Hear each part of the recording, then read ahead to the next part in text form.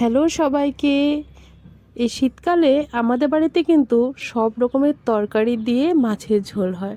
যেমন বলো, এখানে আমি নিয়ে নিয়েছি ওলকপি, আলু, বেগুন, শিম আর কেটে নিয়েছি কাঁচা লঙ্কা।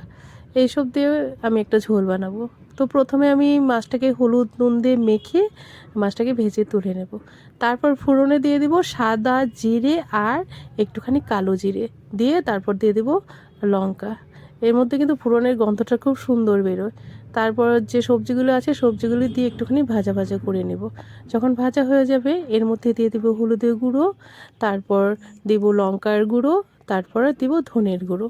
এখানে কিন্তু নুন দিলাম না আমি আগে, কেননা বেগুন আছে, শিম আছে, না এখনই যদি নুনটা দিয়ে দিই মশলা কষানোর আগে কিন্তু বেগুন শিম পুরো গলে যাবে। সেজন্য আমি এখন নুন দিইনি, অল্প সময়ের জন্য ঢেকে রেখেছিলাম। তারপর ঢাকনাটা তুলে এর মধ্যে এইবার আমি দিয়ে দেব নুনটা এবার দিয়ে দেব। দিয়ে একটুখানি নেড়ে চেড়ে যতটুকু পরিমাণ মতো জল লাগবে ঝোলের জন্য, এই ঝোলটা কিন্তু পাতলাই করব, বেশি ঘন করব না ঝোলটা। তারপরে এর মধ্যে আমি দিয়ে দেবো এবার গরম জল। আর আমি কিন্তু জিরের গুঁড়োটাই দিইনি এখনও, এটা পরেই দেবো নামানোর আগে। এতে করে কিন্তু টেস্টটা অনেকটাই বেশি হয়, আর এই ঝোলে ভাজা জিরের গন্ধটা হলে না ভালো লাগে বেশি।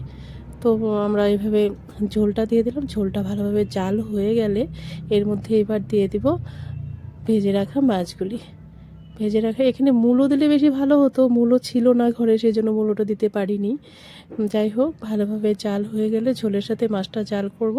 আর এখানে এবার দিয়ে দেবো আমি জিরের গুঁড়ো, ছোটো চামচে 2 চামচ জিরের গুঁড়ো দিয়ে 5 মিনিটের মতো রেখে নামানোর আগে আমি এবার এখানে দিয়ে দিব ধনে পাতা কুচি। ধনে পাতা না দিলে তো আর শীত বলে মনেই হবে না, তাই না?